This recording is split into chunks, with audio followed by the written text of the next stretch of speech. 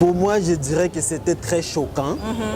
C'était très choquant en tant qu'humain d'abord, de voir, d'entendre traitement, comme on a vidéo, traitement inhumain et dégradant, ce qui est condamnable par la loi, ce qui est condamnable. Batalate, barata.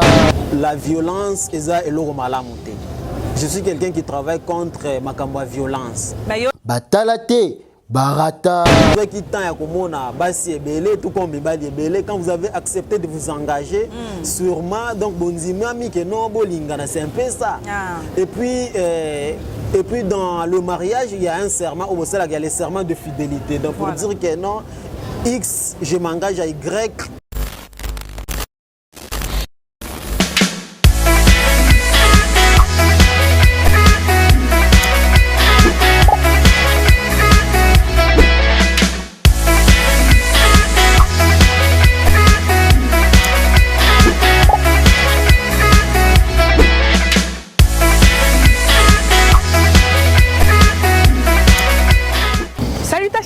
Abonnés de Bwanga Officiel TV, salutations à tous les internautes du monde entier. Alors très heureuse de savoir que vous êtes nombreux et surtout vous êtes branchés sur votre chaîne Bwanga Officiel TV pour recevoir les news, les actualités venant de votre journaliste préféré et surtout de Bora Bwanga, la superpuissance, parce que nous on est là pour informer, on est là pour dénoncer aussi, pourquoi pas, parce que c'est un journaliste pour informer et puis pour liker ça. Surtout moi je le dis, les sociaux.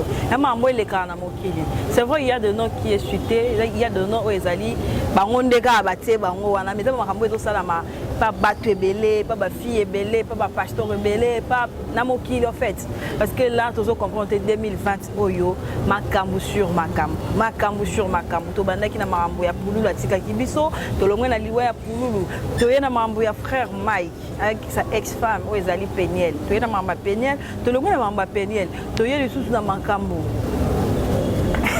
Il y a Eliane, soi-disant. Parce que Eliane, on doit comprendre pourquoi jusqu'à présent, sa vidéo, voilà que toi là tu es exposé, voilà que ta vidéo de la nudité est déjà.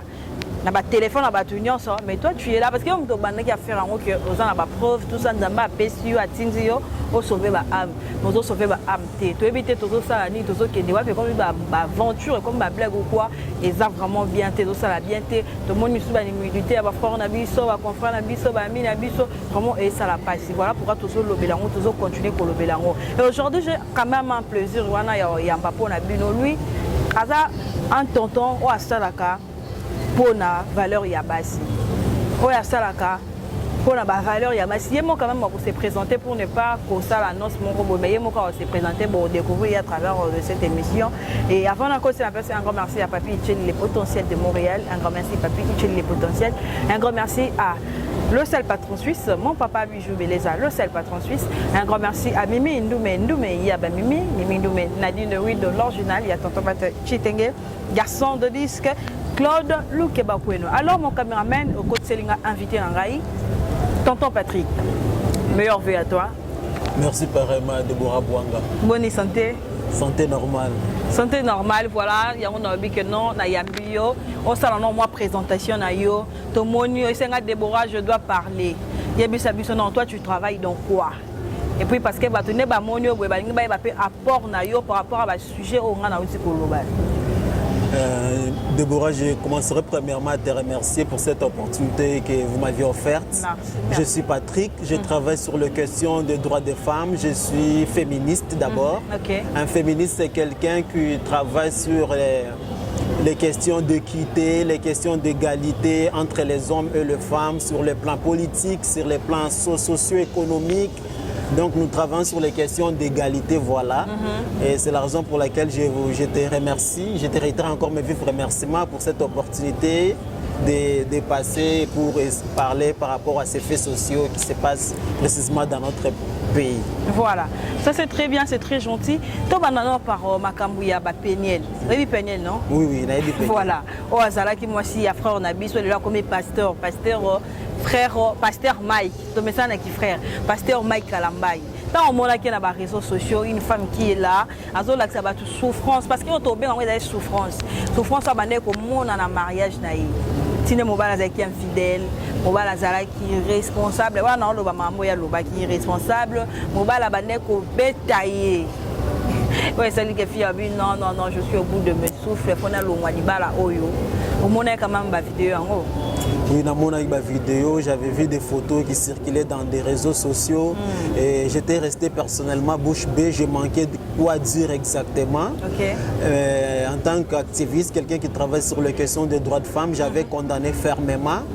Et ce que je dirais à propos de ça, c'était question, donc il serait souhaitable que la victime puisse porter plainte parce que nous avons des instances, des instances compétentes dans notre pays, des juridictions compétentes qui traitent les questions. Et surtout la fille vraiment qui a sa partie à États-Unis. Qu'elle soit aux États-Unis ou en RDC, même aux États-Unis, je dirais c'est là encore que non, le Makam Oueza lié aux droits des femmes, c'est plus avancé qu'ici chez nous. Hein. Les avancées sont très significatives sur cette question. Ce qu'elle devait faire, c'était plutôt de contacter juridiction compétente pour porter plainte avec toutes ces preuves réunies pour que la justice soit faite. Parce que, à ce qui concerne ma violence faite à la femme, ça n'épargne personne. Donc tout le monde est condamné derrière la loi. Voilà. Que tu sois pasteur, que tu sois archibishop, que tu sois même praticien du droit à la magistrat, tout comme avocat, ceux qui ont violé Mobeko, c'est un peu ça, voilà. Voilà. Maintenant, il y a parce que le Congo est créé il créé vraiment des ordres dans mon bimba. Parce que bateau va citer wana moi soit bimba za moi si n'importe qui aza moi si ya mosali na nzambe. Mosali na nzambe ya kilelo ta banda ki mosali na nzambe kala. Donc yo mona ki moi c'est mosali na nzambe o ya zo permettre bimi bongo sikoyo a oloba mamba bongo. Pour moi, je dirais que c'était très choquant.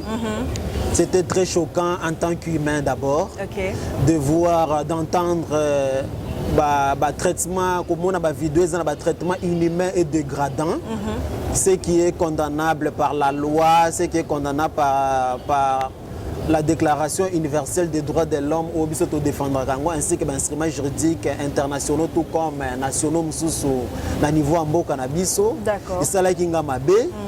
Et il y a un ce qu'elle devait faire, c'était plutôt de porter plainte pour qu'elle n'ait pas. Ça se fait comment? Les loyaux ont besoin de défendre les femmes. Il y a d'autres hommes parce que non, on a bolingo et on frappe. Mon bal en bête mais il faut tout le monde qui n'a pas vidéo on a frappe on est derrière mon bal en bête dans les qui vraiment coup règlement vraiment il y a une frappe il y a solo. Est-ce que ça l'a bien d'accord pour faire que mobile ou que bête moi si boy? Quant à moi, en tant que mouton travaille dans les domaines, j'ai toujours dit que la violence est l'eau malamonté. Je suis quelqu'un qui travaille contre ma violence. Mais ça t'a jamais arrivé au bébé ni pela moi sinon tu as payé au canot d'ignater moi chiffre. Non non. Parce que comme je lutte contre les différentes formes de violence, je n'aimerais pas que je sois auteur d'une violence et je n'aimerais pas aussi que la violence passe par moi. Parce que récemment, je venais de voir une vidéo également, je venais de voir une vidéo, de voir une vidéo dans les réseaux sociaux. Il y a certains hommes aussi dans d'autres sites, à la victime, il y a Liwa, tout comme il y a des phénomènes féminicides, il y a des femmes qui sont régulièrement tuées par leur partenaire, soit son mari ou soit quelqu'un avec qui ils cohabitent ensemble. C'est un peu ces habits qui sont condamnés. Donc comme je suis quelqu'un qui lutte contre la violence, j'ai toujours dit que je n'aimerais pas être auteur de la violence parce que ma kamonga na condamné ceux qui na sali loi et kolatanga na kozama kangami. Tout comme na occupé ko conseiller te mutu oyo mbatu bazala ko pratiquer violence, donc ce n'est pas bien, voilà. Et aussi l'infidélité. Bino va passer un monopole, ben fidèle, vous les hommes. Et c'est vrai ça. Parce que là, commençons, moi ça dit Bundumba, non, moi ça ça Bundumba té. Bon, moi je bali na Bible, Abraham, tout ça, bazana na basi mangaté. Exemple ko bima la Bible tala. Quant à moi, je n'encourage ni l'infidélité ni la violence. Donc, quand tu fais les choix pour le mariage, Donc le mariage est censé, c'est pour le meilleur et le pire. Donc tu as opté pour le choix de cette personne-là. Parce que tout comme quand vous avez accepté de vous engager, sûrement, donc c'est un peu ça. Et puis dans le mariage, il y a un serment, il y a les serments de fidélité. Donc pour dire que non, X, je m'engage à Y, et je n'ai plus droit d'entretenir des relations extra-conjugales ou tout comme il y a d'avoir d'autres enfants ou à entreprendre n'importe quelle relation. Voilà, parce que base vraiment, il y a Bolingo, c'est la fidélité. Voilà. Exact. Donc tu es contre ça? Je condamne. Surtout contre les gars la fidélité, tout ça.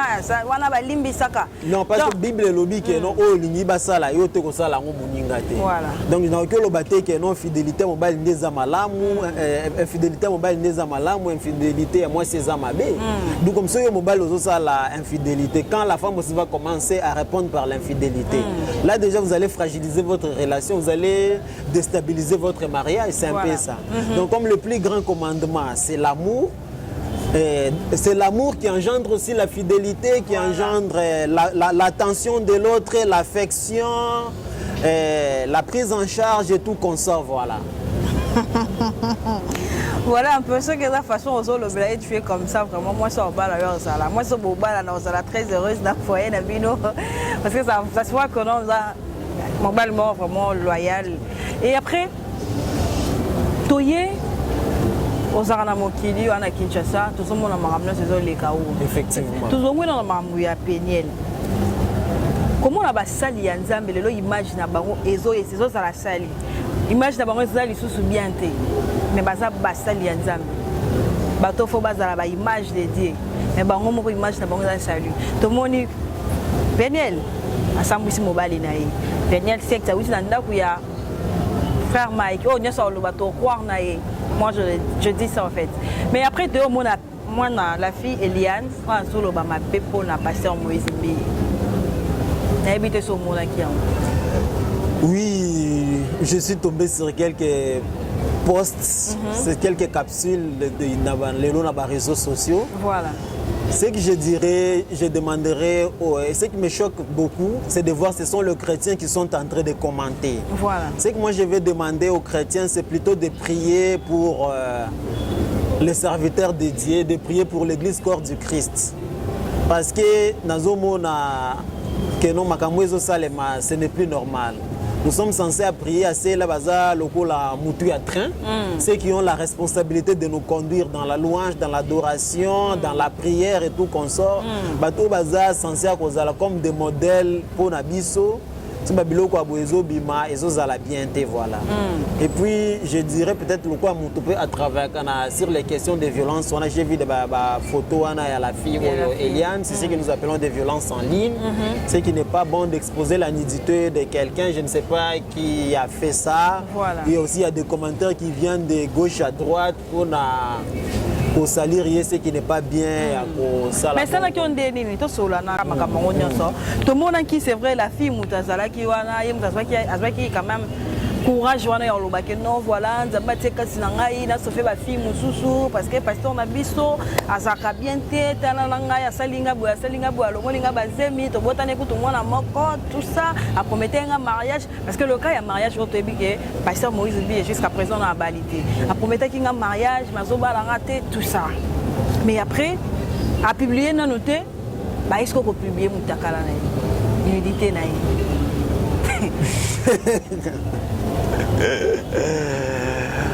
Bon, ce que moi je dirais, que ce soit pour le cas d'Eliane, que ce soit pour le cas de Peniel, j'ai toujours dit que les réseaux sociaux, ils ont un tribunal, ils ont un jugement côté qui sont censés de régler problème.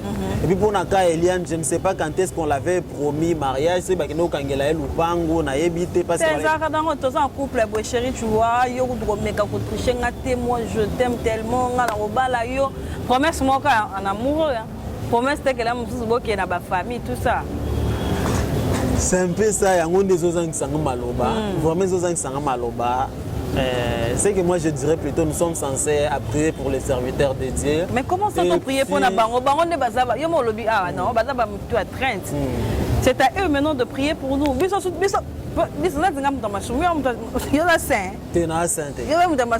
mes faiblesses aussi, j'ai mes imperfections. Exact. Voilà. Effectivement, oui. Oui, nous sommes censés aussi à prier parce que la Bible dit que nous puissions prier, nous soutenir les uns et les autres. C'est la raison pour laquelle moi je condamne à ceux-là qui sont en train de condamner ou de trancher des jugements parce que la seule personne qui est censée accomplir sa jugement, c'est d'accord. C'est un peu ça. Même Adam, il a une responsabilité quelconque. Nous avons tous des faiblesses, nous avons tous des imperfections, voilà. Nous sommes parfaits. Mais c'est que nous sommes plutôt comme ça, les arts, pour éviter Babylone dans les réseaux sociaux. Ça, la bien, ça ternit l'image de l'église corps du Christ de Yambo Cannabis RDC. Ils ont ternir l'image, la crédibilité, ça les ensemble Yambo Cannabis. Et aussi, ça même, je dirais, pour ça, mais là, c'est un peu ça. Voilà. Mais après, à part non, ils ont cité ça deux. Il y a pasteur Moïse Mbi et pasteur frère Mike Kalamba. Pasteur frère, il y en a un serail. Il y a aussi quoi, parce que comment on dit que ça, la Nzambe est vrai, comment on a l'image, la fille Eliane a ça la clip. Et puis, non, ta photo, moi, tu sais comment Moïse Mbi était là, c'est ma malo, ça. Basala clip ye oyo bolingo nanga Peniel mwasi na ye andako ya frère Mike babotani bana abalaye et ba tusko ba ko témoigner que non bomoni basala nzamba ngo ba servir nzambe na lokuta ba tien nzambe liboso na se wana molili na molili yo ko lobani par rapport na pour le bito JGT mais après siko eza mamu ezo le kala mokili. Ce que je dirais par rapport à ça, que ce soit pour le cas de nos deux sœurs, elles étaient censées plutôt pour celle qui est mariée, voir peut-être le parrain, les responsables des églises, même pour Eliane, voir d'autres responsables de l'église. Parce que dans l'église, il y a un conseil des sages et zalak. Voir peut-être ou brandir, prévoir, regarder, il y a ça. Ce qui ne marche pas, c'est un peu au lieu de balancer ça dans les réseaux sociaux. Moi, je pense que tu as bien balancé. On dit, oh, monsieur Eliane a bien balancé pour à sauver en fait. Ah, monsieur, il y a ma fille, monsieur, innocente.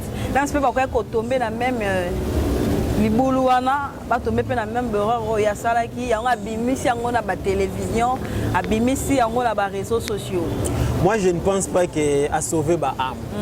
Parce que arme ya kitoko ko sauver ba âme de eza ote ya bango ko komema bango na nzela malamu. Je pense que ce qu'elle a fait, c'est pas une façon de sauver les âmes. Même bango na nzela mabe na nzela perdition na nzela ko sambisa lingomba parce que l'église c'est l'église du Seigneur. Voilà. Vous voyez.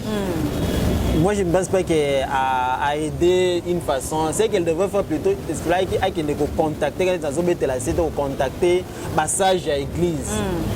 Responsable de l'église, soit d'essayer vraiment un dialogue franc.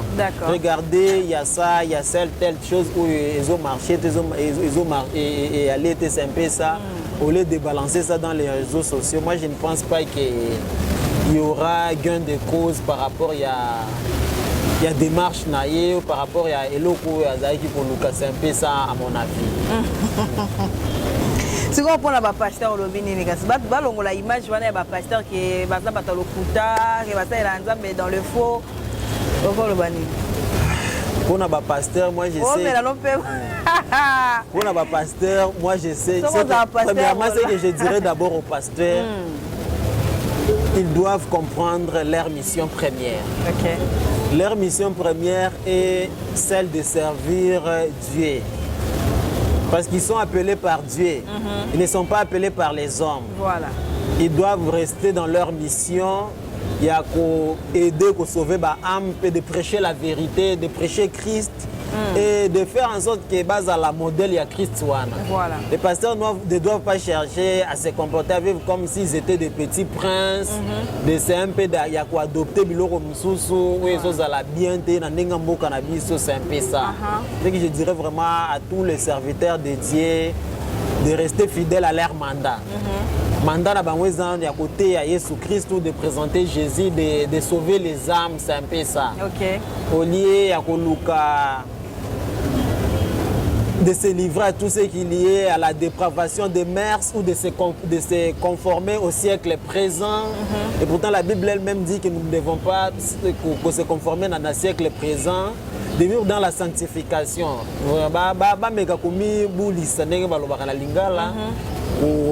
Kotambola na nzela oyo esengeli bazala mitu ya train o bazokamba bazomema église bazomema biso na bon port oli bazala bato oyo bazo essayer de faire dérailler bateau, kopengwisa bateau na biloko, et ce n'est pas bien en tout cas. Donc tous les serviteurs de Dieu, tous les chantres, tous ceux qui ont ces mandats de servir Dieu, il faut apprendre au salam et puis d'honorer vraiment le Saint-Esprit, de faire la volonté de Dieu et non la volonté des hommes, ou de se conformer au siècle présent, ce qui n'est pas bon. Ça, je condamne ça fermement. D'accord. C'est un peu ça.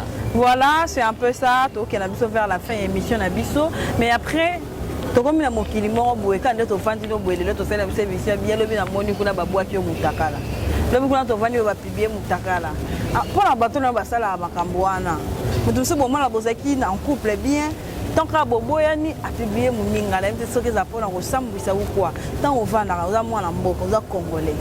Tant on va dans le monde à Mambo, ça c'est la raison pour laquelle dans le Barapé, je reviens aussi vers vous les journalistes, surtout vos amis qui ont des pages. Il y a beaucoup les journalistes, Mingi, Bozozala, crédibilité, vous avez perdu la déontologie. Okay. Vous êtes beaucoup dans la désinformation. Les journalistes, c'est belé, comme ça, peut-être aucune information, ou même sur le plan politique, au lieu qu'ils puissent dire réellement, de dire réellement le fait, la réalité, même ça donne parfois même les dégoûts, même journaux, journaux ça te séduit au sombre, mais ce qui est là en termes d'information n'est pas vrai. Okay. Donc na vraiment. Et aussi je condamne toujours à toutes ces personnes là. Quand il y a une relation, ce n'est pas bien de vous envoyer vos photos de nudité, de vidéos et tout qu'on sort parce que c'est un peu ça, voilà. Donc dans la culture, l'Afrique, na côté mais là vraiment ils a bien été et puis na loba qui na biso ba totambola makamba ba violence wana on to benga ba violence en ligne kotamsa nidité ya mutu na banzela ba réseaux sociaux na ba Facebook na ba WhatsApp et tout comme ça on peut pas opinion peu mon oui ils ont violence en ligne ils ont violence en ligne voilà c'est une autre forme aussi de violence qui est condamnable voilà parce que bozo tambusa bozo sambusa mutu bozo silisa kibomoto nae nanzela ya ba Facebook nanzela ya ba WhatsApp dans tous les autres réseaux sociaux voilà ce qui n'est pas bien voilà. Si réellement Eliane va publier non si réellement c'est vrai oui. Vous avez des preuves qu'elle a été publiée elle n'a qu'à mener des démarches ya kosala ya kolukasa tsoka na ba avocat na ya porter plainte na batouana que la justice soit faite na makambouana voilà. Voilà. Par ton passage, Bassinia ce monde entier va retenir. Dans le passage Nangaï, ce que je dirais je donnerais comme conseil à toutes les femmes du monde, quand il y a des problèmes en couple, essayer pour régler en haut. Okay. Et ce que je dirais, je vais lancer comme message pas Bassi, toutes les différentes formes de violence. Et dans la violence conjugale, je vous dirais toujours de les dénoncer. Si vous avez prévoir la justice, si vous arrivez pour réunir prévoir la nouvelle technologie de l'information et de la communication, où ils ont aidé en termes de photos ou de vidéos, tout comme ça, il y a quelqu'un qui est en train par exemple de te harceler, il t'envoie les photos de sa nudité ou des vidéos pornographiques. Ou soit et pourtant ou soit un message en te sexualisant voilà. Et tout consort, tu peux réunir toutes ces preuves là pour porter plainte. Toujours travailler dans le domaine il y a liste contre les violences qu'il faut ça donc ce n'est pas bien à cadre après demain ou après demain, ce qui n'est pas bien, il faut dénoncer, au avocat ou porter plainte justice et kosala musala nango parce que na mboka na biso toza na toute une loi oyo eza ko lutter contre les violences sexuelles faites à la femme. Violence etali kaka te ba mineur. Violence eza pour na différentes formes de violence wana etali mutu nyonso tozo subir yango pour battre la kimia te loka une juridiction compétente pour que justice est ça, voilà, c'est que j'aimerais dire na lobel na lobasura na yebisi ba mama nyonso na linga bango mingi. OK. To bundela bango to sala musala pour na bango, voilà. La preuve en est que beaucoup de courage et plein de succès à Deborah Bouanga. Merci. C'est une femme qui fait la fierté de la presse de notre pays. Merci. Ça me fait du bien de voir les femmes qui sont autonomes, de voir les femmes qui sont en train d'émerger dans les différents domaines de notre pays. Avant, différentes plateformes, médias, mais aux médias, style la média, c'est une très bonne forme. Ça me fait du bien quand je suis dans l'actualité, nouvelle Mingopé Strabi, c'est beaucoup de courage. Merci. Et j'encourage à toutes les autres femmes aussi de ne pas croiser les bras. Baluka, Basala Misala, c'est un peu ça. Parité au bozo luka, eza na ko croiser maboko te, eza na kindumba te, eza na ko luka pour créer babiloko moko te oyo komemela ozo luka ceux qui aiment d'indemnisation moko forcé ou quoi. Mais c'est quand même ya ko sala musala na ozala bien parce que musala NDPP ça moi c'est respect. Voilà, c'est un peu ça. Voilà, merci beaucoup. Un grand merci à tout Balandi dans le monde. Je pense qu'il a bien parlé, mais c'est vraiment la vie m'a bébé. Alors un grand merci à tous vos équipes branchées. Bon s'abonner massivement à la chaîne Abino. Un grand merci à Kevin Kangakola, un grand merci à Nathalie Lifoka Wonderfood, un grand merci également à celui qu'on appelle Garçon de Nisque Claude Lukebakweno. Mon ami Rachid Chobo, les partenaires Rachid Chobo, merci beaucoup également à toi aussi. Sans oublier Igor KVD. Exaucé Misoa, merci pour la réalisation de cette émission. Alors quant à moi, je dis merci et on se retrouve au prochain numéro. Bye bye. Bye.